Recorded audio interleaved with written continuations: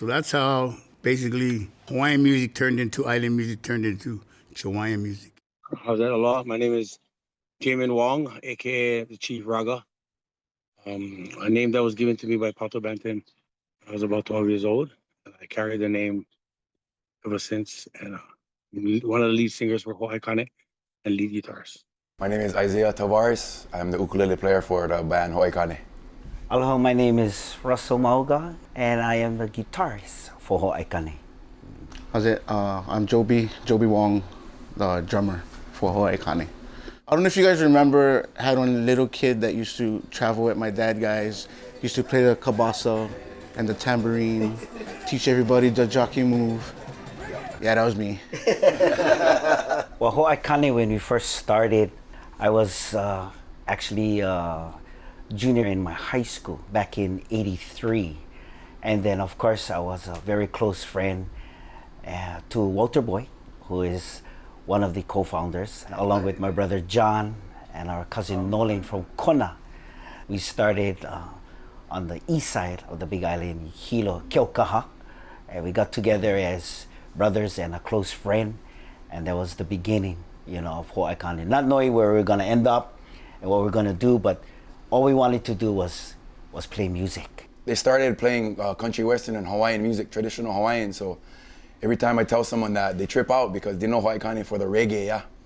But Hawaiian actually started as a country western and Hawaiian band. Very early island music sounds very much like contemporary Hawaiian music. Ukulele trio, etc., with kind of a tiny reggae twist. So, for example, the song Sweet Lady of Waiahole, which was originally recorded by 3 Scoops of Aloha. Written by Gordon Broad. Much respect to Gordon. I don't think he gets as much recognition these days as he should. Gordon Broad specifically told 3 Scoops of Aloha that he wanted it to be a Jawaiian song because it would make it commercially successful. In that recording, really, to me, the only thing that sounds specifically reggae is there's a skank, but that's it. It sounds very much like contemporary Hawaiian music. They had a skank on that and a reggae groove, but of course, the Sweet Lady of Waiahole became a big hit and became even a bigger hit for Brother Walter. 3 Scoops of Aloha doing the original version of Sweet Lady of Waiahole for Ken Kahanu Post. So Ken did Hawaiian, Ken did Jawaiian or reggae, he did pop. And for a couple of years, he had one of the dominant labels in Hawaii, and he won a lot of Hoku awards along the way. But his whole thing was budget. He wanted to do like $1,000 albums so he could get a catalog, and so then he can get a space in the record store with his cardboard cut out of all the different groups under Kahanu Records. So they were kind of low budget, a lot of them. But one of the groups that he sent over was this group called Kapena. One of the groups he also sent in was a group called the Hawaiikanes. And that's correct, the Hawaiikanes. We were given the opportunity, and how that had happened is through Israel. Israel and the Makasans came to the Big Island. We just started at our new venue at the old Kona Lagoon Hotel. And he went back, and then he talked to Ken Post, and he said, hey, you gotta come to the Big Island. There's these 4 boys in Kona. They play awesome Hawaiian music. And he brought them over from the Big Island, and I set them up. There was 4 of them, 4 guys, and I set them up in a semicircle and plugged in all their instruments and set up their mics, and we recorded each song live until we got a good enough version to say, okay, that's good enough, and we did like another $1,000 album. It was a trip. It was a trip to work with them later as Hawaiian, because I did an album with them called Bulletproof, and couldn't be further from the Hawaiikanes, but good guys, good musicians, yeah. I found 3 origin stories for the word Jawaiian. Number 1, Jamaican artist Ranking Screw used the word, and for him it meant part Jamaican, part Hawaiian, and this must have happened in the early 80s. Number 2, Andy Sexton of the band Simplicity made it up one morning in the parking lot at Jubilees. Jubilees was a cornerstone in the Jawaiian scene in the 80s and 90s.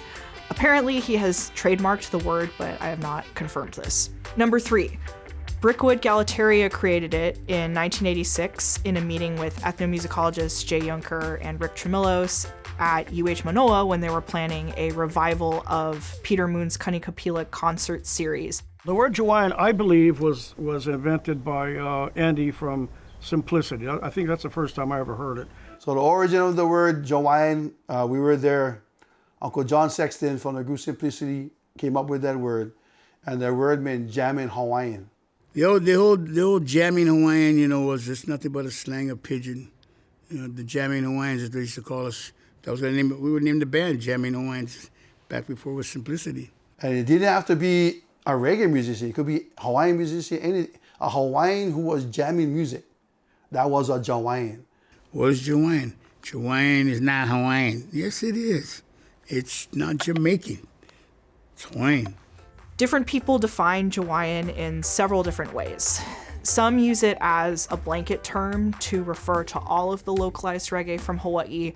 Still others contend that Jawaiian is actually quite specific, in that it only refers to older island music or island reggae, and that it has a distinctive style. It was jamming Hawaiian, and then it was Hawaiians that believe in Jah, and I like both of them, but there was controversy, and people were trying to patent the name, and it just got really ridiculous. And then people were saying who invented it and who made it up and whatever. After a while, people were trying to say that it meant something other than Jamaican and Hawaiian, but that's what it was, Jawaiian music. It was another example of people in Hawaii adopting and adapting an outside idea, a haole idea, and gradually creating something that was unique to Hawaii. First started performing professionally in 1987. I was a senior in high school. That was my cousin them, Jerry Boy, Fia. They had a group called Tropical Wine. Tim Truxell was Papa T from the group BET. He's my first cousin. Yeah, family band, same thing, Tropical Wine, back in the day, mid-'80s. And so we started playing in clubs like Jubilee Nightclub, Moonglow Lounge in Waipahu, Kalihi Palace, all the dive bars. There wasn't too many ragamuffin songs, so I would do a shaba or something and get paid with beer and food. Yeah. Just got to sing 2 songs and I can eat and drink all I want. And a lot of these bands nowadays, I gotta say, they don't know what it means to pay their dues. We do 4-hour gigs for $50 each. Sometimes less than that. And you gotta pay your dues, man. But Tropical Wine, we was playing reggae. Before even that word Jawaiian was born, we was playing reggae, bass guitar, ʻukulele, in all these clubs. Because we was all influenced by Bob Marley, Steel Pulse, Oswald, UB40. That was all our influences. 86, 87, man, you got groups like Simplicity, Uncle Andy them, New Wonder Brothers, Makan Sons of Niho with Brother Is still. They was playing at Jubilees.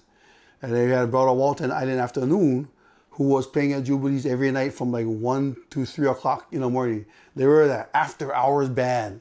For Ho'aikane, when we came here, everything was new. We were fresh. Nobody had no clue who Ho'aikane was.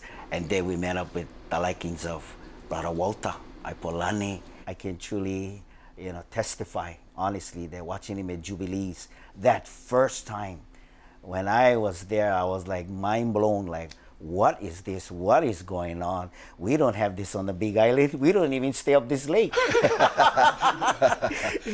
And then Brother Walter comes on 2 o'clock in the morning. I say, what's going on here? And then he goes to 4 o'clock, and then, everybody's having a great time. So we had like Tuesday nights at Jubilees, and they would come on after to maybe 3 people. We would try to be somebody in the audience because we had Tuesday nights, so there's nobody there, right? But they were the groups would be featured in the early part, and they would be the after hours band, Brother Walter Island Afternoon. Yeah, they were awesome. They were awesome. Hi, my name is Liana Ninomoto. I'm Brother Walter's oldest granddaughter. Aloha, my name is Failiana Denise Leonauna Kekawalua Aipolani. I am the wife of the great and famous Brother Walter. Brother Walter. Hi, my name is Anaya Soros, and I am Brother Walter's youngest granddaughter. I met him, from smoky time. We high school sweethearts. We were together for like 48 years until he passed. Yeah. My sister started dancing hula when we were small, see, so my mom and dad used to go out and play with the halau that she was dancing for. So I got, I was really interested in music from when I was small. In the start of his career, he went to Japan, he had a hula show. He had a hula show with his sister and his two brothers. His sister sent him a CD from New Zealand. My sister gave me a tape of Bob Marley, a Marley tape. And she told me to listen to it. So I listened to a couple of songs, and every song sounded the same. So it didn't really grab me, but it was different, something different. I never heard that kind of music before. It was really good, but it didn't really grab me until I went to the Shell and seen him. So I don't know if anybody out there heard about the story about him seeing Bob Marley down at the Shell. And his hair looked like? His hair from far away would look like Pakaloro. His hair from far away would look like colas. Colas? So I ran down to the stage. Bob was smoking the fattest joint I ever seen. Right then and there, I told myself, Tell myself, self. This is what I want to do. This is what I want to do. Smoke them fatties. Smoke them fatties. And that's what he did to all his career. He smoked and played music. Yeah, he did. He smoked and he played music and he created his own self, his own style, his Hawaiian reggae. It all came out from, that smoking that fatty. Okay. The music, he liked it, the chung, chung, chung, he said. And, but he was raised with Hawaiian music, Yeah. so he wanted to mix it a little bit, So him and his brothers went and they started. And they did their own thing. Playing local clubs around Waianae and Pokai Bay with his brothers, it was the beginning of a promising musical future.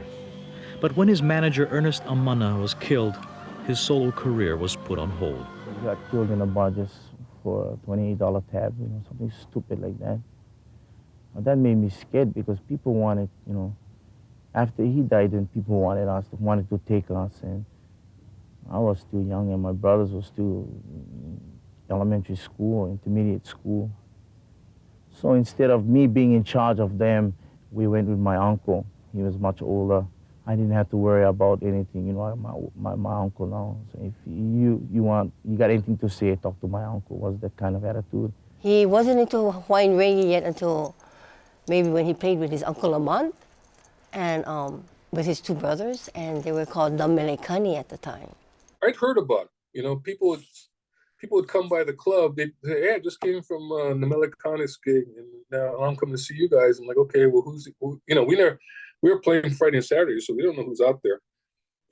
But he told us about them. People started labeling it like as Jawaiian, and he said, "We're not Jawaiians, we're Hawaiians," So don't say we Jawaiian.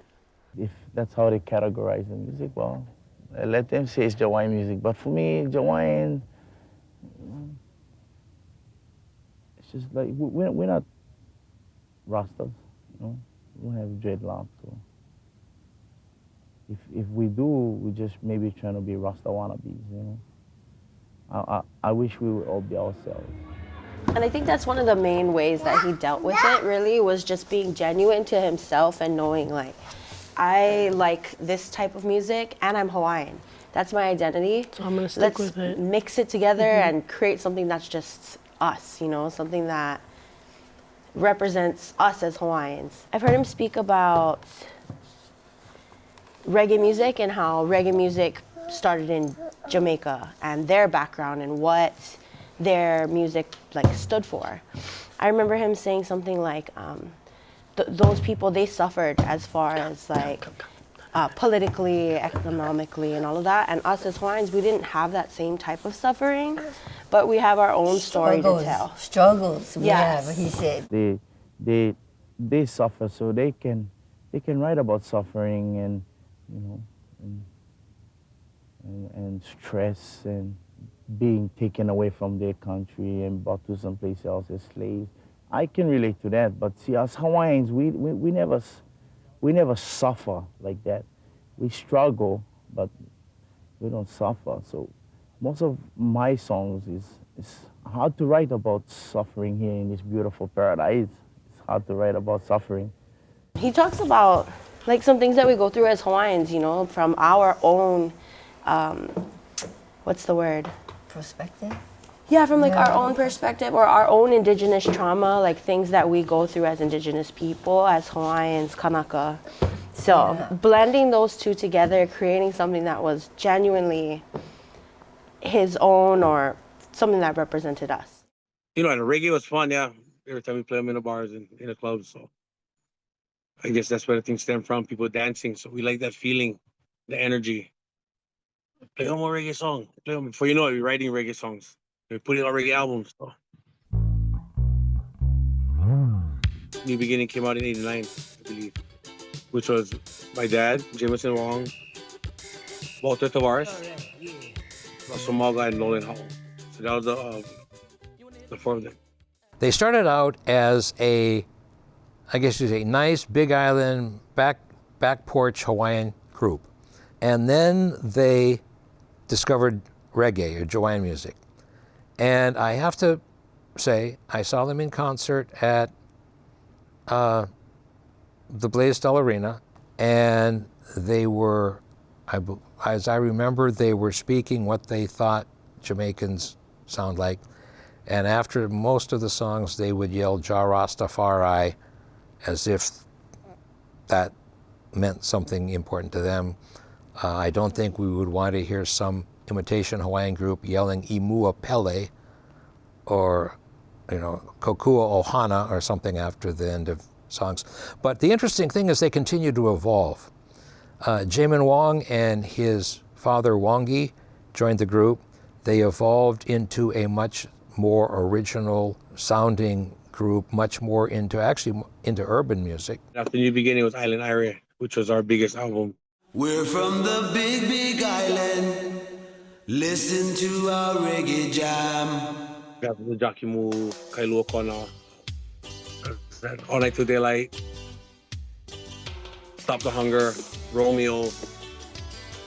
You know, we still play those songs today in our lineup.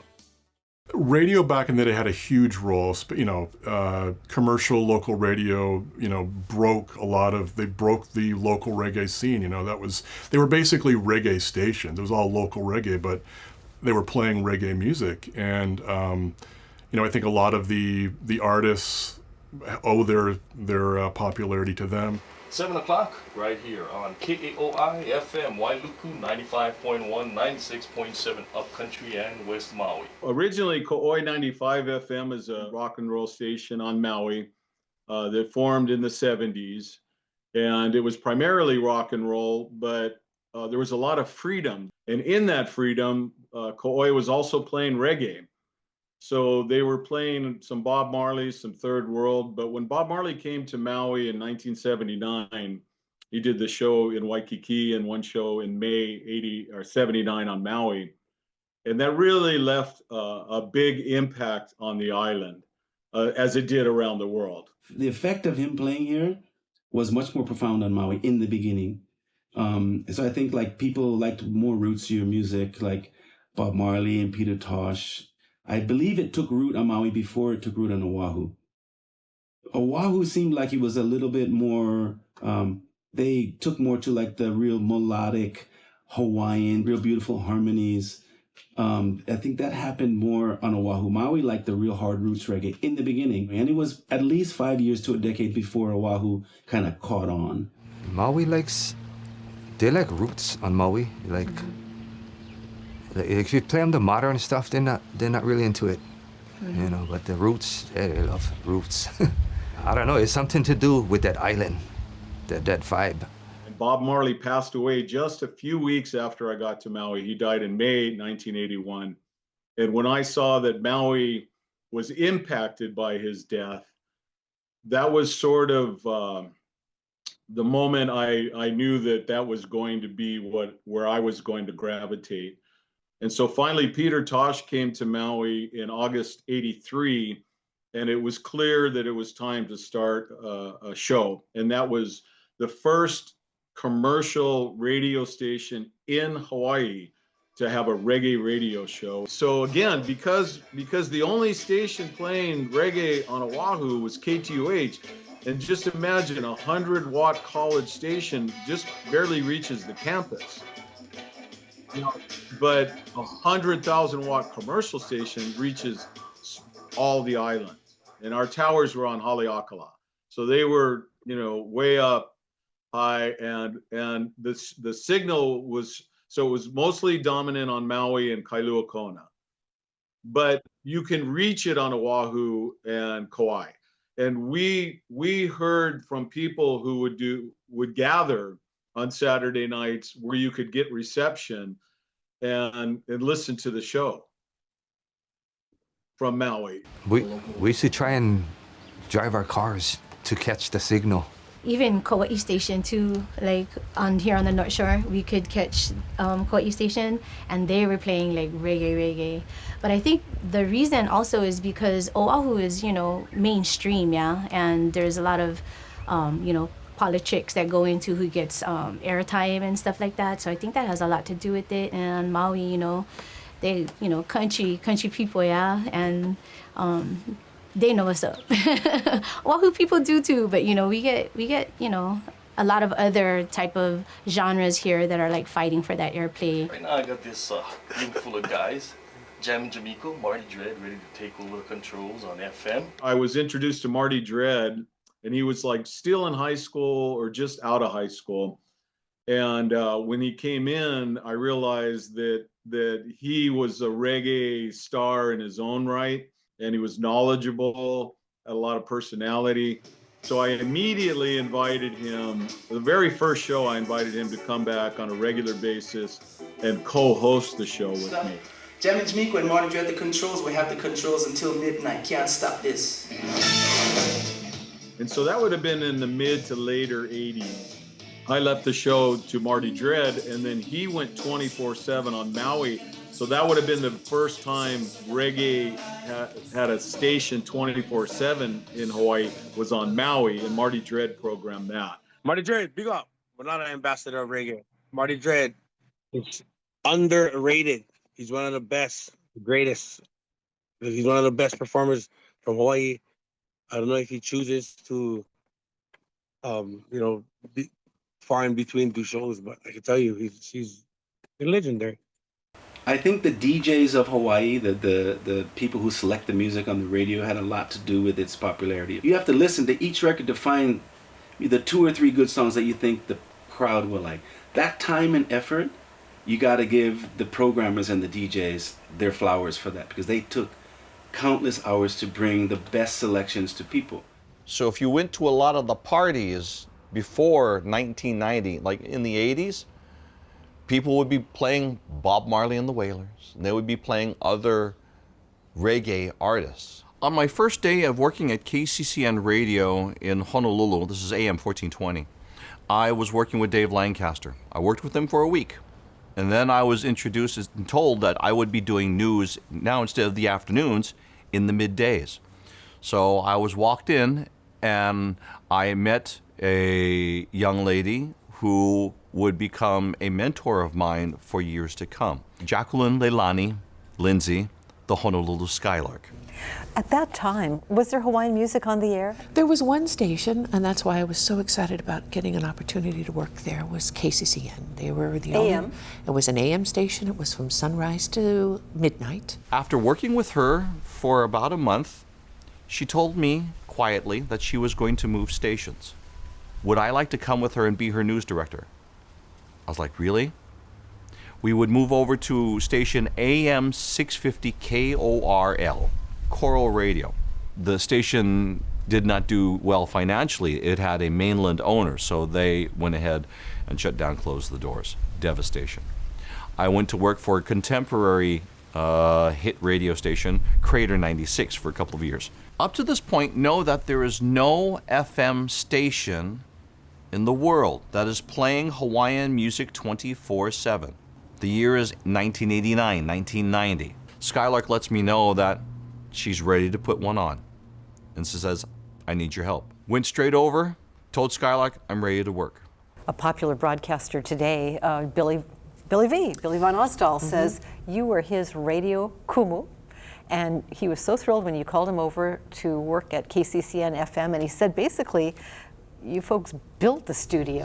We did. I mean, we hammered the nails, and we, I mean, from the ground up. From January through April, it was nothing but putting things together in the production rooms, recording the music, getting it ready, putting it on the carts, which look like 8-track tapes, getting new music, finding new music or older music that wasn't readily available.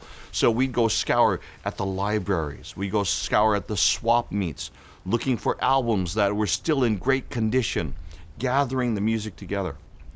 KCCN FM 100 went on the air on May 14th, 1990.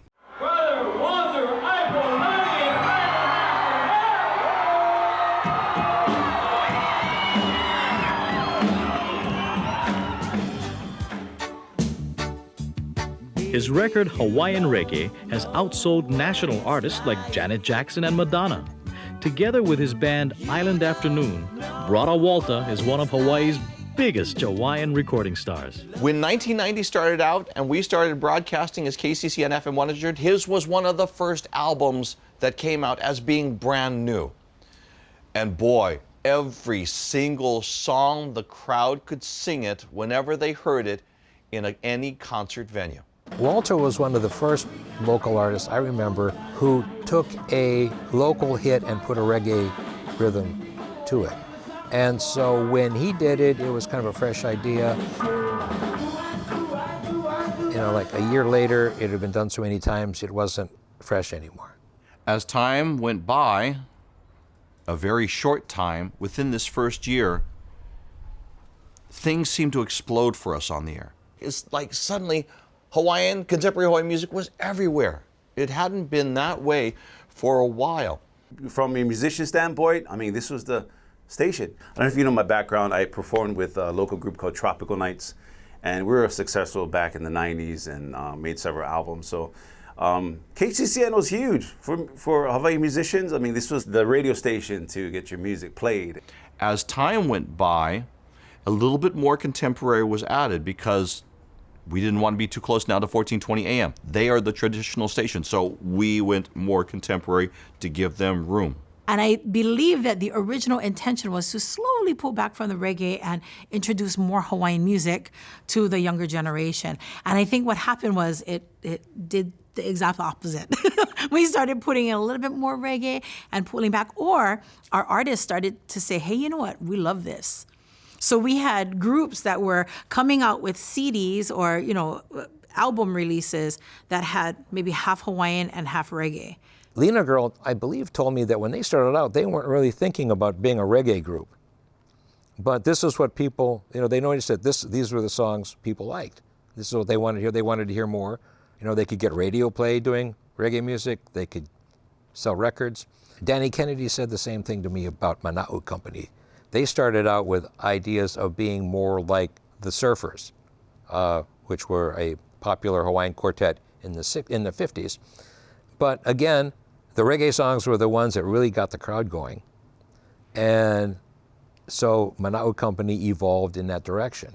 We were right here in 1985, Brown Bags to Stardom. We performed here as a band from Kaiser High School called Nakane Pono, which was 50% of the band had to come from one school. So there was me and John Barraquatro, who were going to Kaiser, and then we had Weldon Kekaoha from Kalani, his cousin Kavehi Kekaoha from Roosevelt.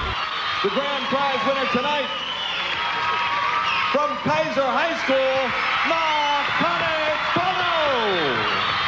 Nakane Pono! $500 in cash.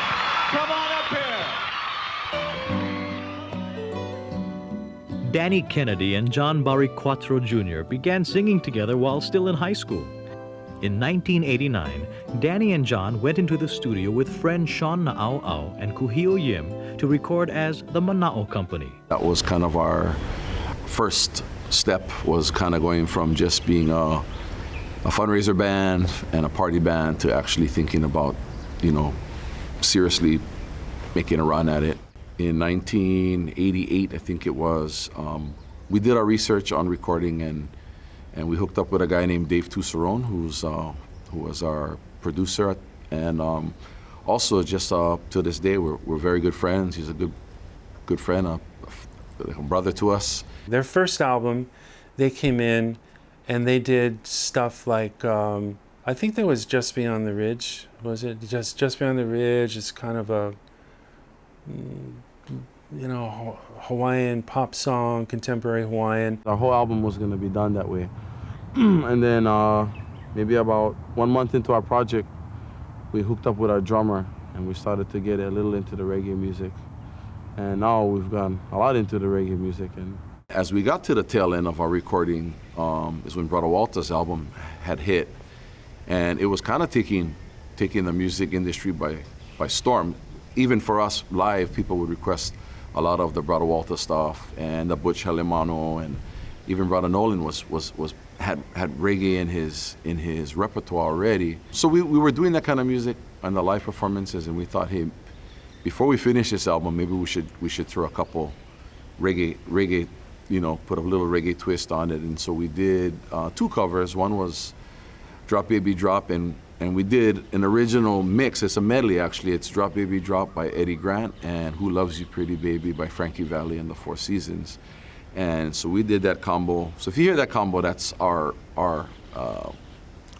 original idea that we recorded, but we definitely didn't write those songs, So people ask us, all the time, oh, when did you write that song? So we didn't write that song. And 96 Degrees, which is a Third World song, we also covered that one back and put those last 2 on the album. And that was the beginning. Drop Baby Drop was the first song that we got to hear ourselves on AM radio. FM wasn't even out yet, yeah. The timing was kind of crazy because that's right when KCCN 1420 was rolling into FM 100. It was going to be the first time we could actually hear music on the FM side. And, the timing worked out with Billy V, and he heard our stuff. And Billy V was coming into the radio same time that we were coming into the music, and he was like, we got to get this on the radio, So we're very fortunate for that, but that was really what started us doing more reggae. It takes a special kind of group to successfully bridge that gap, one that can play new styles and still remain true to their musical foundations. One of the young groups bridging that gap is the Mana'o Company. Playing new styles, they still remember their traditional Hawaiian music background.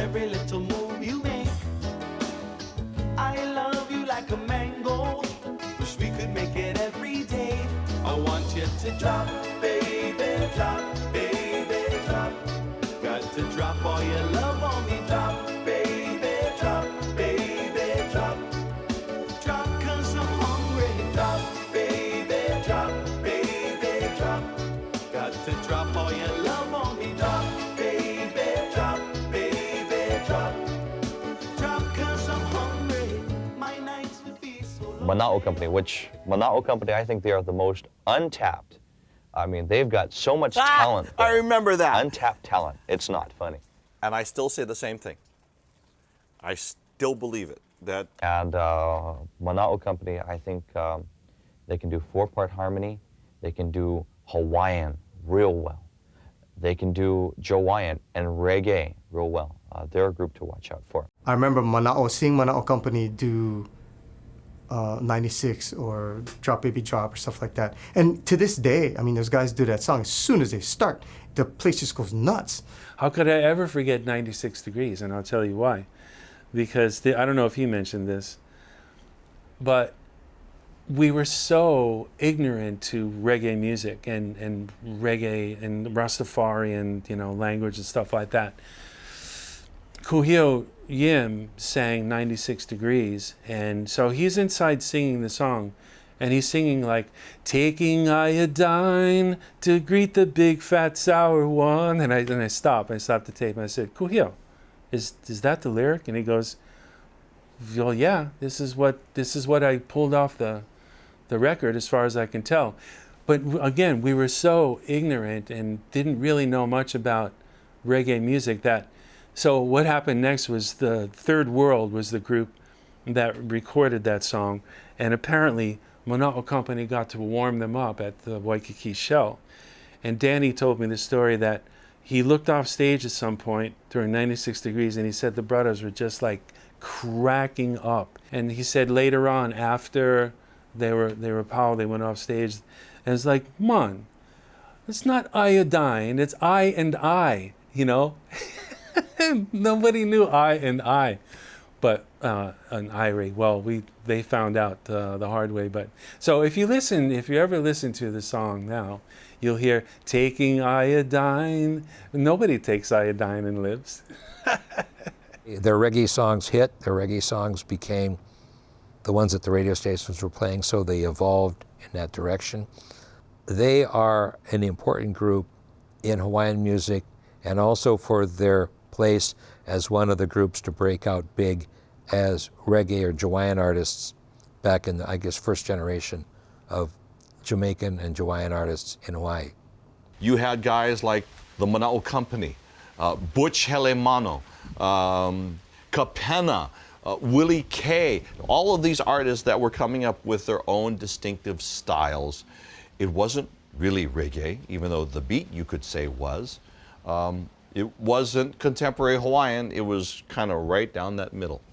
Bill, who was our PD, recognized Skylark as well, that this was kind of where the music was going to go. So they started to allow it to happen, sort of letting the leash out a little bit.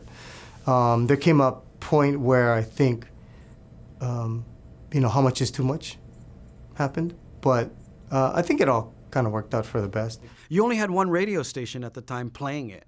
So it was kind of like, wait a minute, I can only play this amount of Hawaiian music, and now you're going to bring in this other sound, and you're going to start taking away from, because people don't realize radio, you can only play 14 songs in an hour. The average person that listened to the radio back in the day, before the internet, was 20 minutes. So if you had 20 minutes, you had 2 power songs that you could play in those 20 minutes. What are you going to play, Hawaiian, or are you going to play this new island reggae sound? So of course, people in that genre, Hawaiian music sound, was going to be a little irritated. And I had friends on both sides, so I see and heard both sides. I think that's where it kind of got a little crazy. If you had more radio stations, or if reggae music had its own radio station, there'd be no conflict. There would be no problems.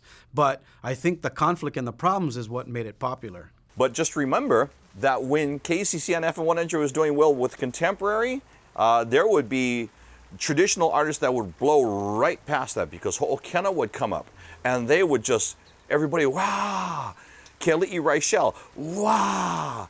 In my opinion, some people might think different, but the explosion of one supported the other. We are Hawaii's favorite island music station, the all-new FM 100. 29 minutes after 10 o'clock, it's Kimo. An active supporter of Hawaii's new music scene, KCCN FM is considered Hawaii's only Jawaiian station. It took a chance last year when it began broadcasting an all-island music format. Playing Caribbean reggae and island rhythms, the station has successfully challenged Top 40 radio. The all-new FM 100. Nobody here is willing to take the step to be progressive, to get into the local people and to understand where their feelings are. And I think that's why the KCCN FM is making such an impact right now in the marketplace. It's spinning heads around. People are going, what is this format? Why are people listening to it? It's because they can relate to it. And it's bridging the generation gaps. I was amazed at how many people were listening. I had no idea that the young kids would gravitate to it so well. I thought, okay, sure, we add a little color with the Jamaican music, and that would keep the young kids. And then we get the kupunas and have their style of traditional Hawaiian music. But could it actually blend? And would it actually work? And it did. KCCN, back then it was, Auntie Skylark, Uncle Billy, Billy V, all of them. They were great supporters. When they discovered Hawaii, we became close friends. Uncle Cousin Alan Awana, way back when. All these radio stations. And then slowly but surely, Ho'aikane came around. See what you did there. You see what you did there. I see you, Chief. I see you slowly. One of my friends who was a distributor for Budweiser, him and I got together one night. He wanted to do a concert. And I told him, I said, why don't you charge $5 for your concert and do it at Aloha Tower? He said, you know, that's a good idea. He goes, but I don't know whether the sponsors would allow me to charge only $5. I said, look, these guys are charging 15, 20, and 30. If you charge 5, you're going to fill up your arena. Dave Boot was the guy's name. He was a distributor for Budweiser. He got Budweiser before the Heineken. Budweiser to do the first sponsorships. For 2 years, they sponsored all the Jawaiian Jams at the old Aloha Tower, which is, they catch the escalator all the way to the top. That drew a lot of people. The price got them there and exposed a lot of artists who wouldn't have had the exposure. What it did, it opened up another avenue for all these young kids that are out there now till today, and they're playing island music. It started out as being full, but after 2 more concerts on a Friday night at Aloha Tower, it became packed. If you remember the old Aloha Tower, the whole parking lot in the second deck just filled with people, and the line would go down the escalator out to Nimitz Highway and down for about half a mile. It was actually the first band at the first Jawaiian Jam at Aloha Tower. That was fun. It was upstairs, yeah, Aloha Tower upstairs. I don't know, I just remember like this choke people was full. And then I forget who was, Simplicity at it. They was the first local Hawaiian band I saw perform live, like they did a Bob Marley cover, and it was good, bro. Good musicians.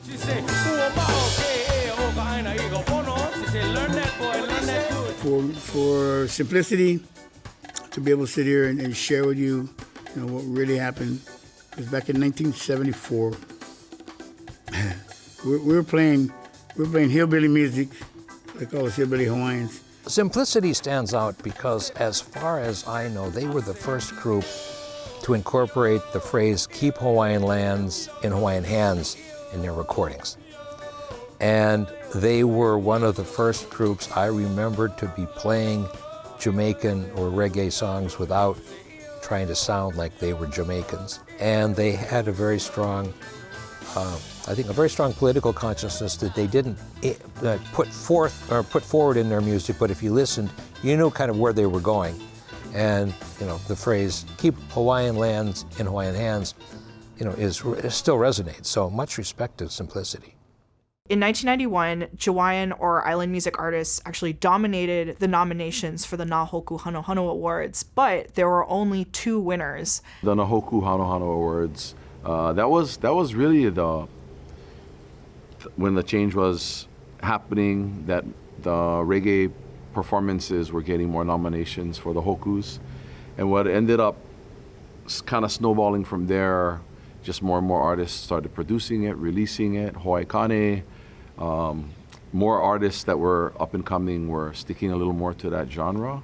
Local people have always loved reggae ever since it first arrived, but at the same time, I think there's always been this critical opinion towards Jawaiian or island music, floating around ever since musicians started mixing reggae with Hawaiian music. In the beginning, people would say things to us like, I thought you guys were Hawaiian, I thought you guys were Hawaiian artists, and that, we were in the middle of a movement that we didn't even realize would be so significant, especially as we look at it today. In 1991, there was a backlash against Jawaiian music, and much of the criticism came from more traditionalist people in the industry and just in the public writ large, and they had really strong ideas about the definition of Hawaiian music.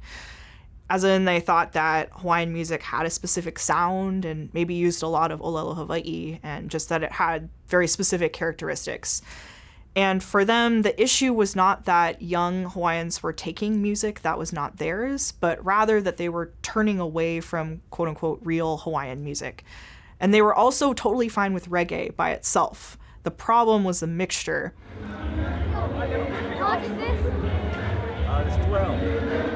The Jawaiian phenomenon is, I think, a repetition of what has happened to Hawaiian music throughout its history.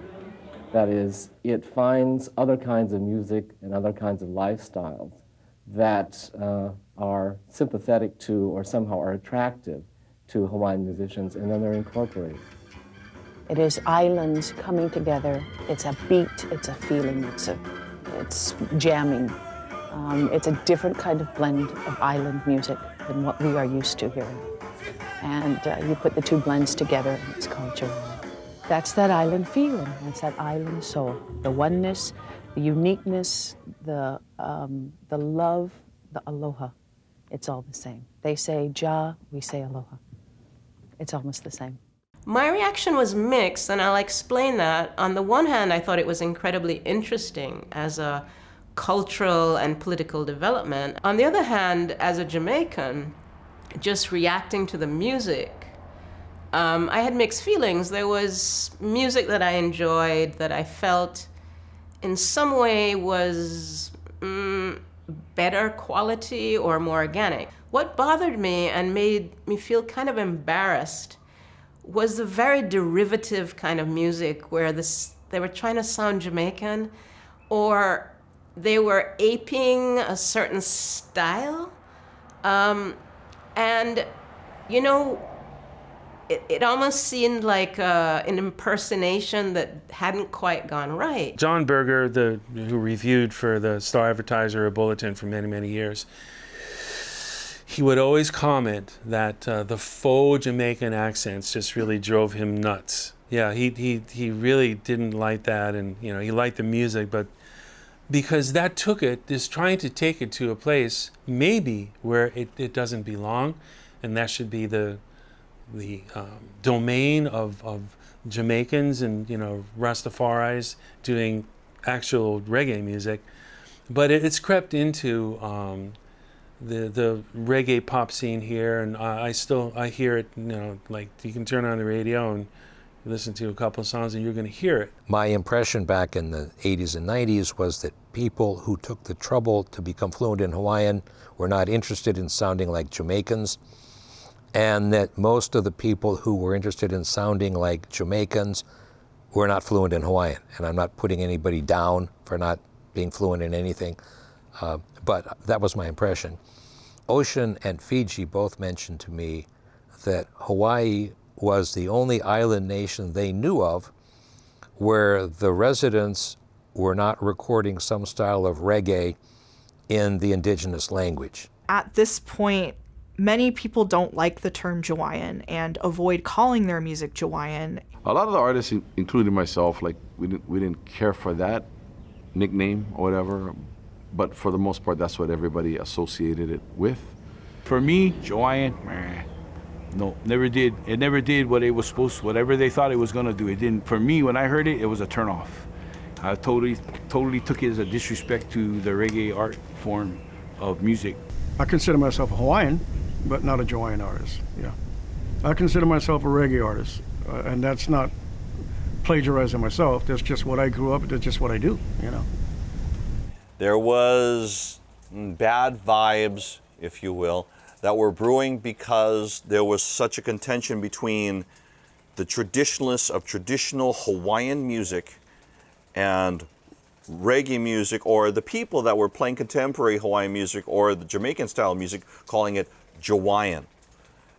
And actually, I don't think it was the artists necessarily that were doing it as much. There were people that were making shirts and they were making jackets, and so they started doing it, and so it started to catch on. But the traditionalists were saying, wait a minute, that's not a word, that's not in our language. If you had an old Jawaiian shirt, you know, take a picture of it, send it to us, so we can laugh together, because the Koreans took that stuff, man. They made like thousands and thousands of shirts, all Jawaiians.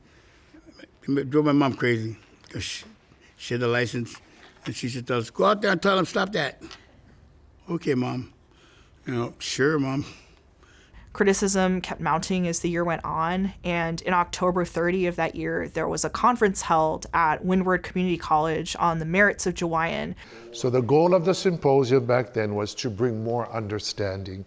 You know, when things are going through a transition, not everybody understands the process.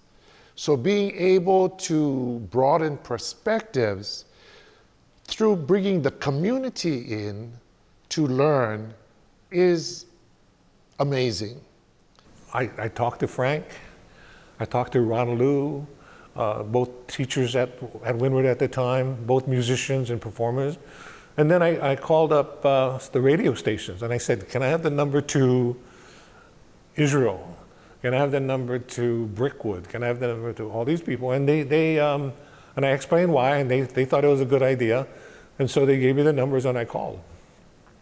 Fortunately, and surprisingly as well, everyone I called said yes. So I'm thinking right there, that's another indication that there was a kind of a hot issue. And I said, okay, let's do it. I remember that Robert Kikaula was there. I was there. I was sitting next to Israel Kamaka Viva Ole. Couple chairs down, Frank Kawai Kapokalani Hewitt Kumuhula. Down the other side, Brother Walter. A couple of other people from the musical community that were concerned about this music and what it was creating. If you were a traditionalist, it was like, this is not Hawaiian music. You shouldn't call it Hawaiian music. I understand perfectly their viewpoint. They're worried about the language. They're seeing the young people just gravitate towards this. So it's widely accepted that what sealed Jawaiian's popularity was the decision to convert KCCN's new FM station into a primarily Jawaiian format. They concentrated on Jawaiian, but then they also included older Hawaiian music, traditional and contemporary Hawaiian music, Auntie Junoa Keawe, Gapi Pahinui, etc., alongside the Jawaiian. And they did that very intentionally. What they wanted to accomplish with that mix was both to appeal to a younger generation who wanted to hear Jawaiian, but they also wanted to educate those young people and perpetuate Hawaiian culture. So it was always about strengthening Hawaiian culture. If the kids listen to us for their reggae stuff, they have to digest their traditional as well. And through cross-promotion, which is actually a station thing, we tell them, and this is going to be starting in about a month, we start telling them, when we play the traditional songs on the FM, we start telling them, and if you like traditional Hawaiian music, for more of it, tune into 1420 AM KCCN. Didn't KCCN still stay on the air in addition to FM 100? Yeah, so it's not like they abandoned it, but, they were responding to a market, that's the way it goes. But I think there was this sense of, you're abandoning your roots kind of thing. Basically, what I wanted to address was mainly to the station programmer and to Brickwood. And you know how they talk about hooking Hawaiians with the Jawaiian? I think that's the whole problem, is that, by doing that, you create kind of like a aberration. You're bringing them home, but you're bringing them to the wrong house. You know what I mean? Well said. So the radio station was there, and one of the things that the radio station was saying, well, the word has got to go, Jawaiian. There you would see bumper stickers with the word Jawaiian in the circle with the line, as if the word was the problem. Yeah, I'm Hawaiian. I really love my reggae music, and I was really offended, always have been offended that they put that Jawaiian music is reggae music, and it's not. And the whole point of it, what you guys are saying, it was just marketing. But don't you see how wrong that is? It's wrong, because it's neither. In the beginning, it was a programming concept, but other people started bringing it up that it wasn't so good. And then we sat down and looked at it about a month ago, and we said, well, Jawaiian isn't a word. We're in the business of communicating. We like to use proper English or proper words when necessary. So if Jawaiian is not a real word, then we have to do away with it. It was more not communicating, but more marketing and more money. It was at the time that it started. But when we found out that it, one, did offend some people, and two, that we found that, and we sat down and thought about it after a while, because usually when the dollars are rolling in, you're going, oh, okay, hey, Jawaiian, But then when you sit down and think about it, and it's not really a word, then you kind of go, well, we better do something about this. Because Jawaiian music is not reggae music. No, and, it's its own... and it was only for marketing, because if you listen to it, I mean, there's not that much substance to it. Walter's music is different. He had, and what he started, people just took it and commercialized on. I totally feel that way, you know? And I think that KCCN perpetuated.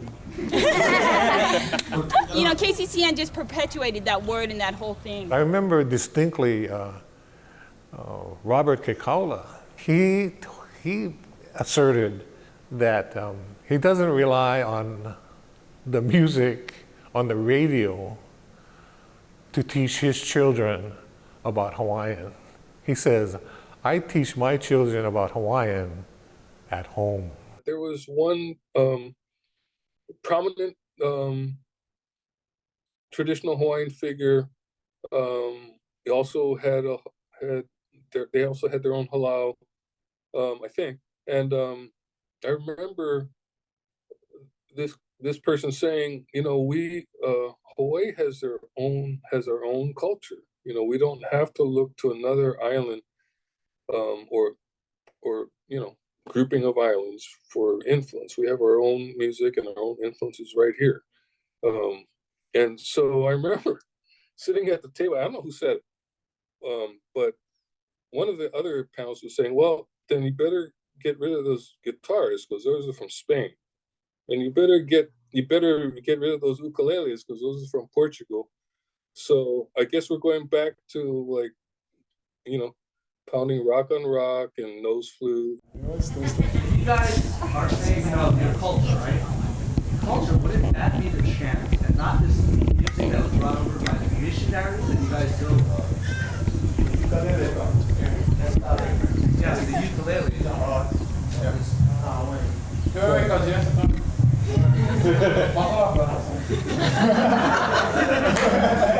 I don't know if you've been here since the beginning when I did my talk.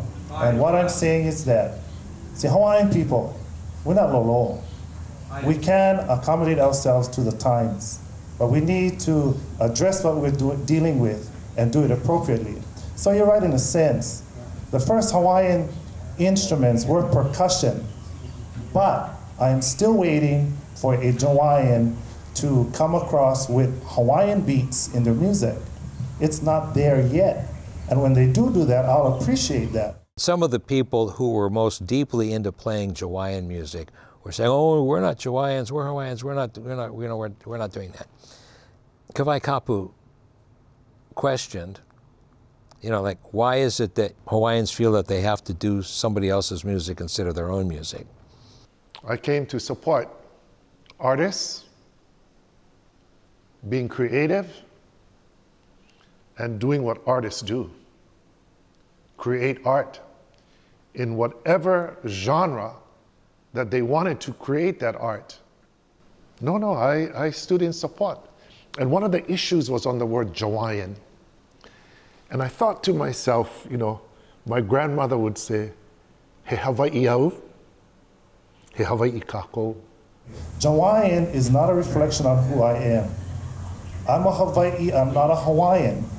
Hawaiian encompasses all of us here today, okay? And it's no reflection on Jawaiian either. You know what, you understand what I'm saying? She would say, I am a Hawaii, we're all Hawaii. And I said to them, is that if the issue is on the word Jawaiian, I didn't know the word Hawaiian was in our Olelo Hawaii. So I personally was not insulted by that use because it was not me.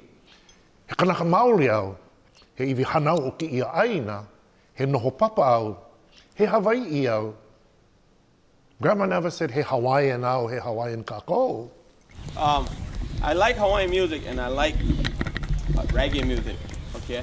Now what I've been seeing at the younger struggling musicians coming up, that they're more inclined to play reggae music or Jawaiian music, simply because that's where the money is at. And for me, you know, they love the Hawaiian music and they love to play it, but that's not what gets them the money. And I just want to know if that's why a lot of the bands, like Brother Walter, you know, maybe not your band, but other bands that are coming up that are starting to play Jawaiian music, they're doing it because that's the money, it's there. Would you think, Brother Walter, if you started playing just strictly Hawaiian, you couldn't be as popular or make as good as you did, you know, just on Hawaii? Because some of my other friends, like Israel and Ken Makukani, you know, Pendanas clubs, and even Ho'okena.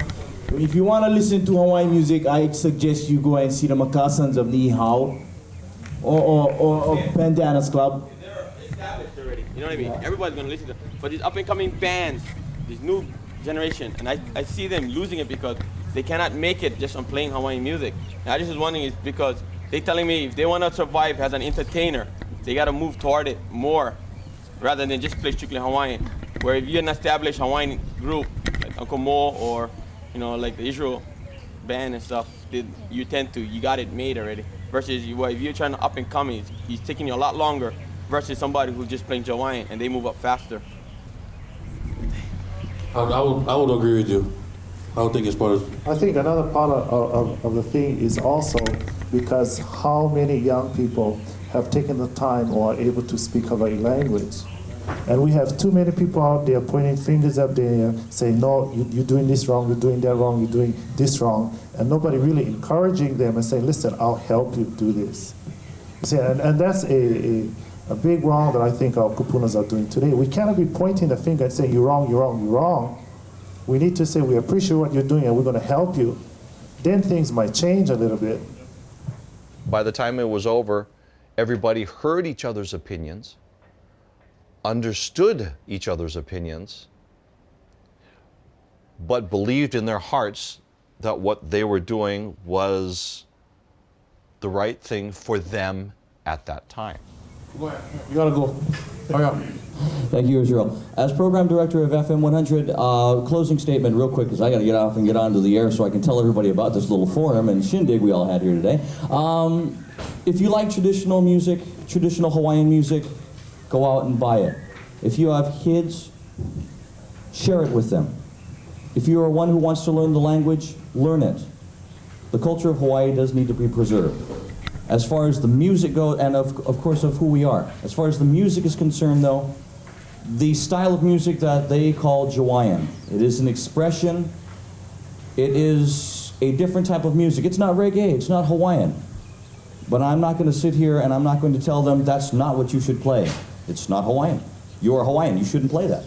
The legacy of this conference was that KCCN stopped referring to the music that they played as Jawaiian and switched to calling it island music. So that way, Hawaiian was no longer in the title. But that change was really just surface level. The music remained the same. AM 1420 will keep playing traditional Hawaiian music. They played it for 25 years. They'll go 25 more and 25 more until this earth ceases to exist. As far as the FM, we're going to try to play island music. Music either from here in Hawaii, or music that has an island feel, or that talks about islands.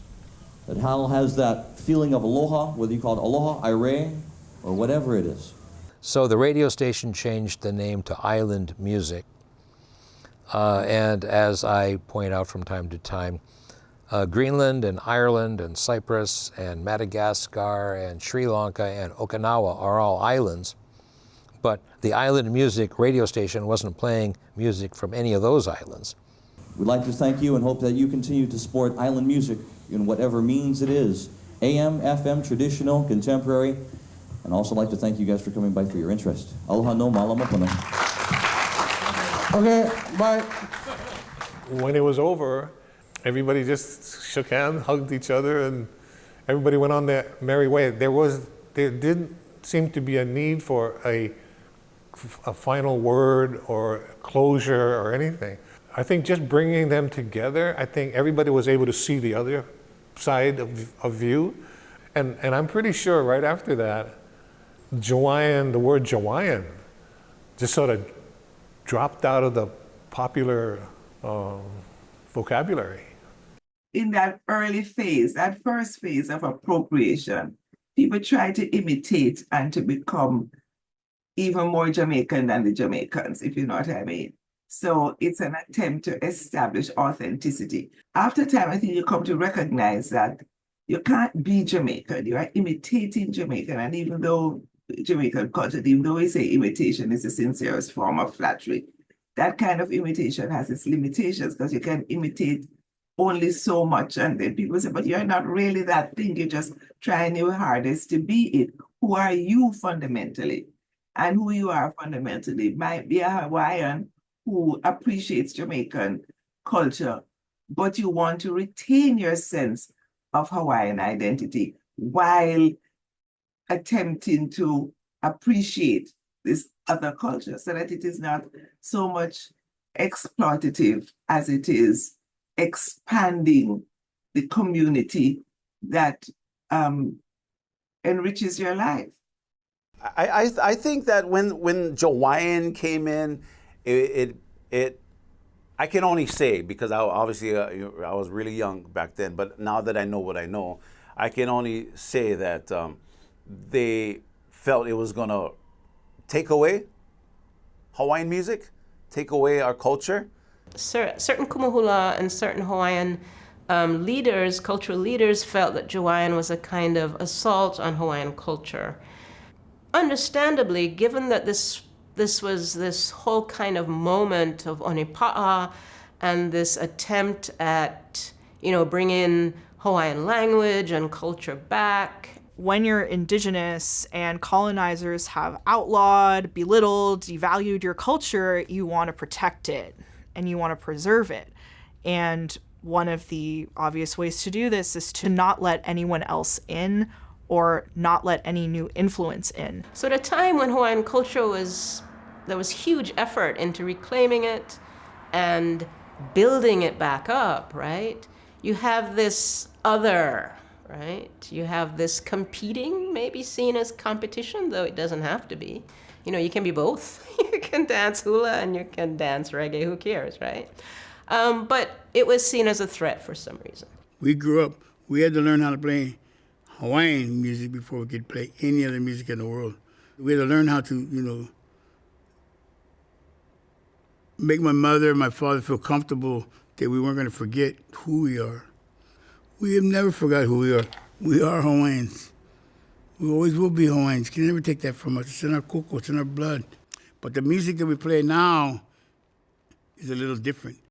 Yeah, and a lot of the old artists here, from that evergreen era or even, the Hawaiian era, they didn't really, take too good to reggae music coming in, because I don't know why, but it was just kind of weird. We went through that time, where people, there were some pretty, important people that said they just don't like it. It's too black or it's too, whatever. And it was like, wow, I never knew you was racist. I remember even back then, like Southern Rush, they come out hard on that hip hop. Oh, yeah. A lot of Hawaiian people gave, Don slack for rapping in Hawaiian. Yeah, you cannot but do you know that. what? That's his form of expression. You know what? It was damn good too. Just like Marco Omalu. Yeah, you cannot chant like that. There was a time when our kupuna didn't like the music of the Sunday Manua because they included strings and orchestration. Charles E. King did not like Hawaii Calls. He said what they were playing was not really Hawaiian music. It was something else. And by the time Hawaii Calls went off the air in 1974, people were looking at that as, that's old-fashioned. That's like the Hawaiian music of yesterday. So our definition of what Hawaiian music is has changed. If you have to find a new Hawaiian word for a car because you never had this thing 100 years ago, well, surely your music can change, right? You can have your own preferences. That doesn't necessarily mean you have to negate, anything that came out after 1978 or whatever. You can have your own preferences, but younger people want to do their own. They're going to do their own thing with music, and whether you like it or not is kind of, it's kind of irrelevant. I kind of laughed it off. Yeah, because the numbers, you see, in those days, if you sold 5,000 units in 1 year, you were the bomb. And I was dropping those kind of numbers in 1 to 2 weeks. I don't let that stuff bother me. I always push the envelope. So afterwards, that's what I'm known for. What actually is undermining, or what is the threat to Hawaiian culture, right? Is it reggae music? Is that the biggest threat? Or is it one of a multitude of threats? Are there bigger threats? And if you've decided that reggae music is the biggest threat, what is that based on? People are protective of their own culture, but they don't recognize when they're exploiting somebody else's. You know, it's human nature is it's very complicated. That some people can recognize the value of reciprocity, and others can't. So they will want to selfishly hold on to their culture that they protect, but they may not be the ones who are appropriating somebody else's, but they're not going to be bothered by that because it's not their culture that's being exploited. There's a lot of discussion about cultural appropriation or misrepresentation, and I think that that is a trauma response from my experience, because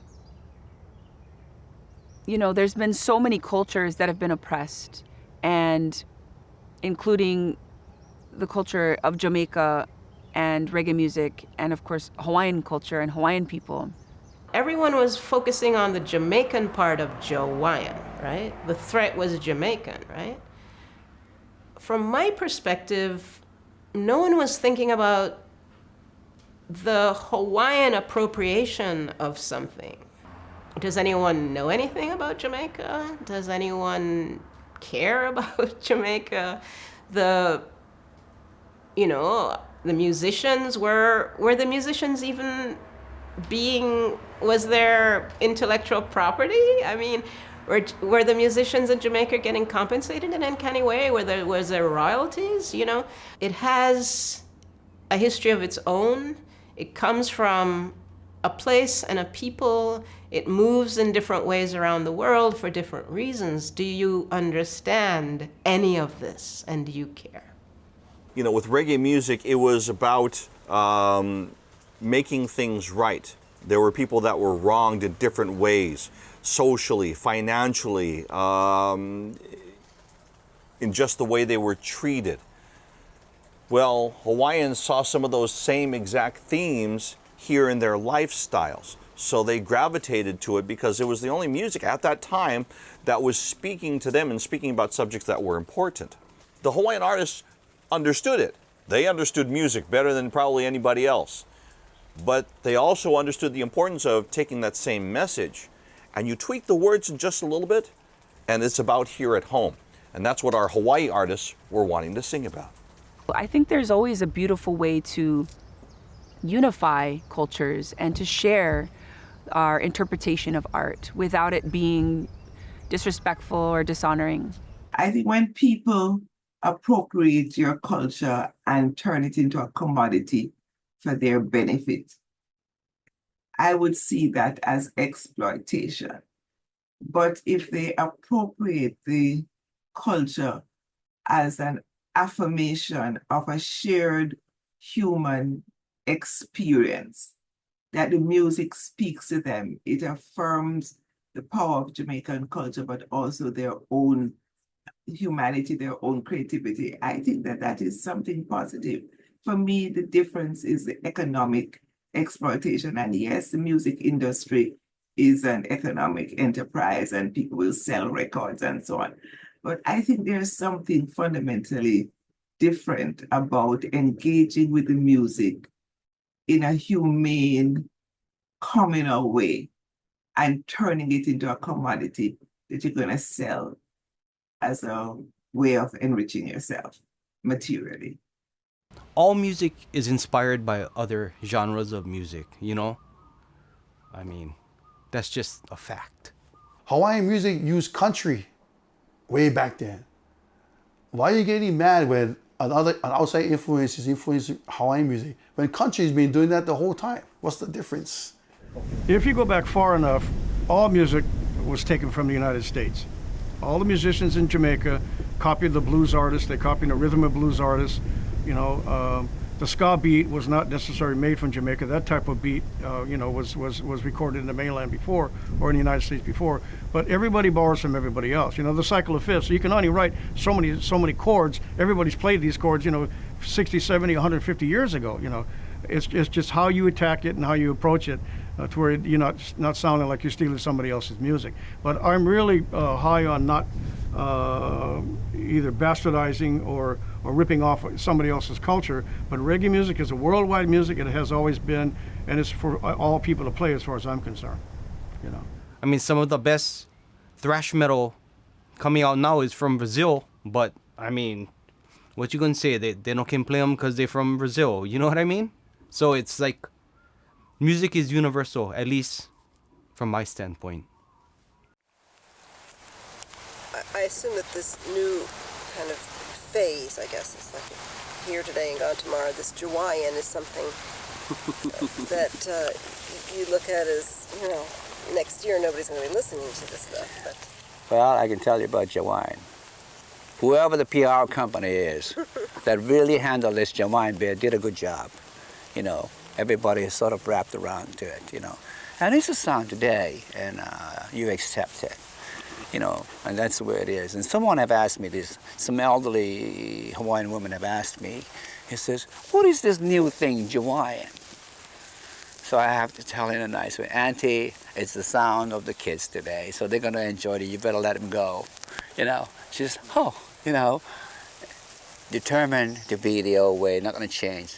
You have to tell him, let it go, it's only for now, Do you find that with more and more interest among younger people today in preserving the culture, that there's a lot more, that there are many more younger people interested in your music than there were, say, in 1959? Well, like Eddie's talking about, like the new music today, just like us as part of this group, we were a younger generation too, and we had our own idea of what we'd like to listen to, Mom then before used to like to listen to Lawrence Welk, and we didn't like that, And when they turned it to the radio to an old Hawaiian station, when they were out of the room, we turned it somewhere else, And we changed too, Eventually we came back to where we came from, We went and we came back to the traditional stuff. It's just like the music today, the Jawaiian music Eddie was talking about. It's something that came from a foreign place, adapted by the kids over here. And sooner or later they come back, they'll come back around to where they came from again. Like we were talking to some young men last night at the thing we did last night. And one of the young boys said, yeah, I used to play the Jawaiian stuff. And, afterwards it never got him nowhere. He had to remember where his background came from and came right back to the traditional Hawaiian music. Are you ready for more music here at Jawaiian Jam? Once again, on behalf of the all-new FM 100 KCCN Radio, we'd like to thank you for supporting all the Jawaiian Jams and for coming here tonight at the Waikiki Shell and enjoying the music of this land. Are you guys ready? Let's hear it! Let's hear it! Put your hands together! Oh my goodness!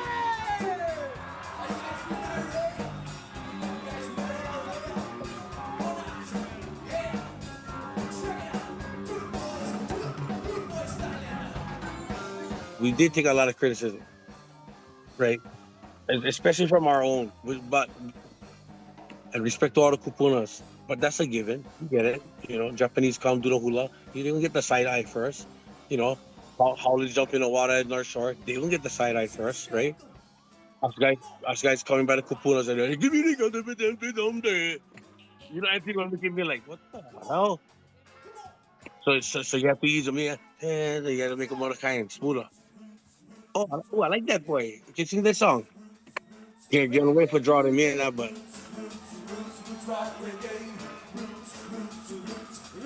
Back then, I was like, what is this? And, that we losing the culture. That was a big topic. It's nothing new that I'm saying. Yeah, they was trying to, it was on the news. It was running down the music. We losing the culture, this and that, and this and that. But, some of them was in suit and tie saying that. Some of them was driving BMW saying that. You know what I mean? Can you imagine being a 16-year-old I knew the interview wasn't going through some deeper stuff, but try to imagine being a 16-year-old watching the news and they say downing the music because they're not familiar with it. So they're downing the music and it's hurting my feelings because I'm only a kid and I look up to all these artists. So now it's only hardening my armor. So now I come in out firing with more. That's why we wrote Bulletproof. Right? Bulletproof. The words is bulletproof, so if you want fire shots, we go on fire back. Bulletproof because they on the attack, because they was attacking us. Like we was doing something wrong. That's because we about to get hot, you know. Hot. Oh, I can't massive come. Them are reaching at the top. Say everywhere we go, we are go rock non-stop. So why them a plot against what we have got? Our roots and culture was never forgot. You forget what we set out to do. Come from we hot. So me ball out. Hey, let us get it together. But why? Because you know it's gonna be better. This is a serious message, not a love letter. But love and unity, gender will be in we. So when we come and just me go and feel irie. So everybody, the people don't want to be ready for rock steady. Oh Lord, have mercy, mercy, mercy. If you think we play reggae music for the money, you wrong, right, left, love, life, live, bulletproof, stand strong. Why can't them all say, blah? Oh Lord, have mercy. In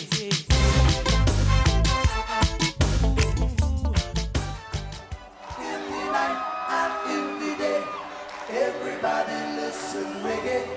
In the day and in the night, everybody's feeling alright. In the night and in the day, everybody idle reggae. Come on. In the day and in the night, everybody's feeling alright. We love you all. God bless you. They evolved to the point where they were too original for local island music radio. And eventually the group broke up. Jamin continued on studying reggae music, Jamaican culture, and has continued to lead and inspire and create music on the Big Island. Much respect to Jamin Wong, the Chief Reggae. So I grew up in the era of the music of Olomana, Kalapana, and CNK. You guys remember CNK? Charlie and Kalani. Charlie and Kalani. Man, not funny. Too early for jokes. Nobody laughing. Oh, we'll hear Cookie Frogs over here. I always knew my grandpa was Brother Walter. We'd go to every single ho'olaulea. He would show up to my May days, play, volunteer, be that guy, and everyone's like, oh, Brother Walter's your grandpa. I'm like, yeah, that's my grandpa. I think for me, just a huge part was always taking him to his gigs, and the surprise that I had every single time I would hear him sing would be, I would sit back and be like, wow, he's actually really good at singing. Because I know him as my grandpa, you know, he's just grandpa.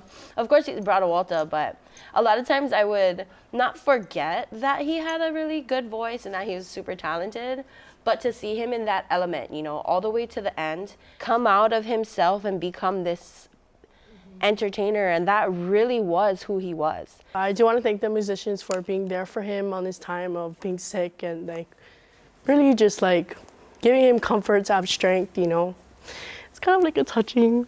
Yes, because when he got sick, everybody came with their holistic, and everybody wanted to help, everybody wanted to heal him, and you know, he was surrounded by so much friends. Huge thank you though. Yeah, to everyone, like everyone that reached out to the family, reached out to him. He truly felt that love.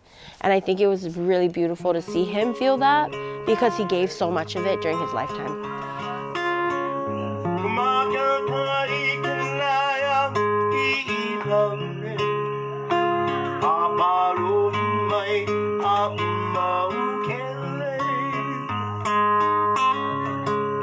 Oh, now.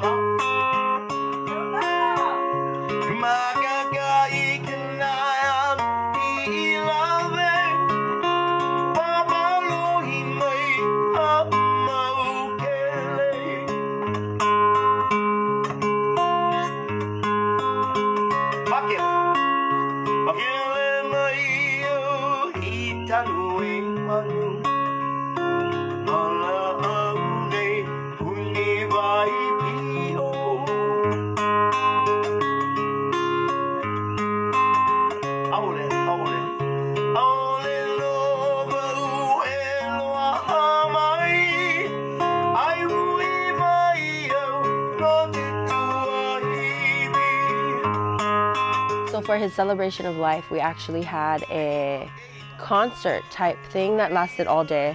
And we invited a bunch of like a bunch of local artists. Bands that he used to sing with, or bands that like were friends with him as well. Yeah. Brother Walter Aipolani, we're gonna miss that guy. We already miss him. He definitely helped to shape the island music scene here, the island reggae scene here, and he really was for native rights, for Kanaka rights, and he fought to the end. To the Aipolani Ohana and all he has contributed, we will never forget you. I loved him so much. Big puka in my life. All the traveling stopped, and everything stopped, just got real quiet, and I struggled for a year, but I kind of like got close to God, and he picked me up, and I'm okay now, and I have a hope that I will see him again, so I'm going to hang on to that,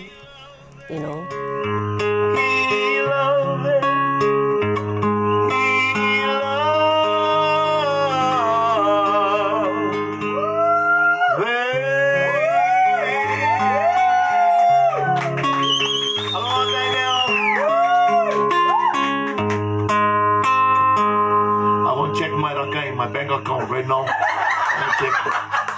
See, mahalo if you guys get it. Mahalo. From me and my family. See you guys tomorrow. We'll try again. Choranet. Love you guys. Love you, my family. Bye-bye. In the year 2016, I was at home, and I had a knock on my door. And I opened the door, the Wongs was at my front door. Chief, Papa Wange, Joby, Luke, and Auntie Mama Josanne, they all came to visit. So we had a conversation, and we wanted to reunite.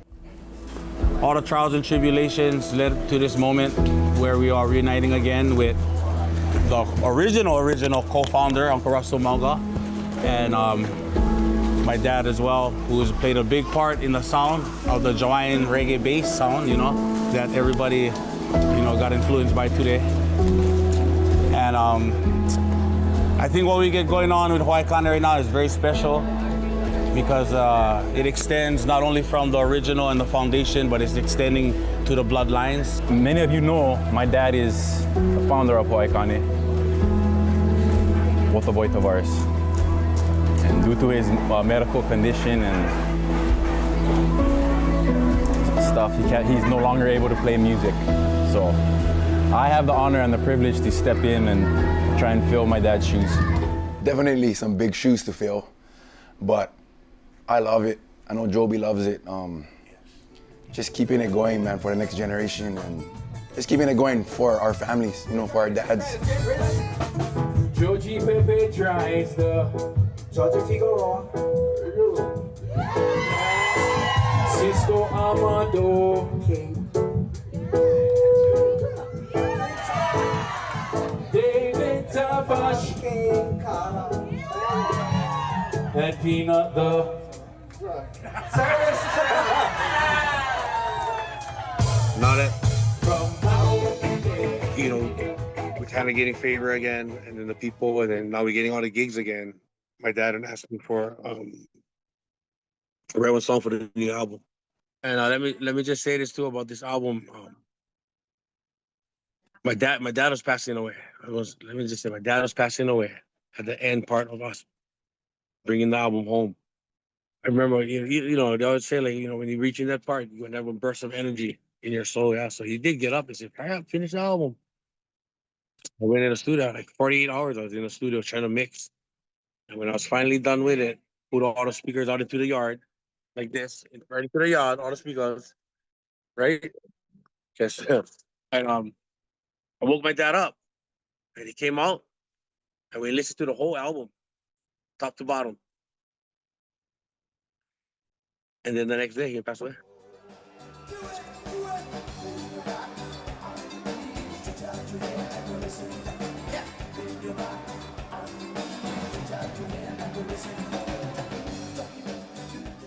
Yeah, so rest in peace, Jameson Wong. Thank you for buying me my first drum set.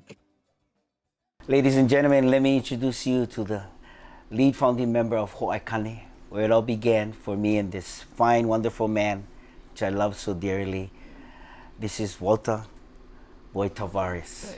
Without this man here, Ho'aikane would have not have been created or existed. And with the love of music, you know, you are a very big part, the biggest part of Ho'aikane. What's your favorite Hawaii song? I can't know. Jockey Move. Jockey Move. Jockey Move. Romeo. Romeo. Yeah. Yeah. Look who's dancing.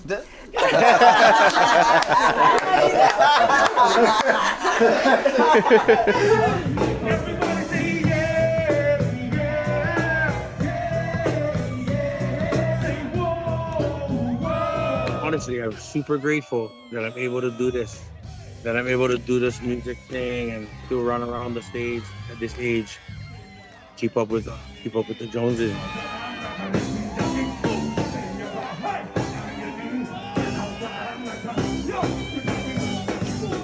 Guys like us, we're not gonna stop.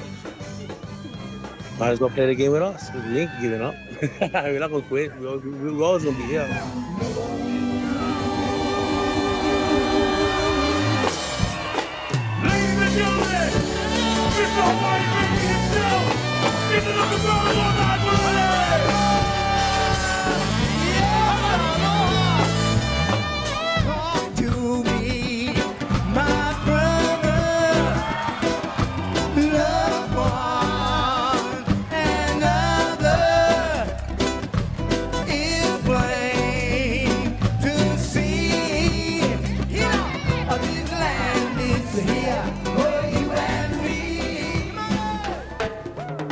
Hawaiian lands in Hawaiian hands, yeah. Keep Hawaiian lands in Hawaiian hands, yeah. On the road we go, far from life we stroll. It's an uphill climb, yeah. Stays with you all the time.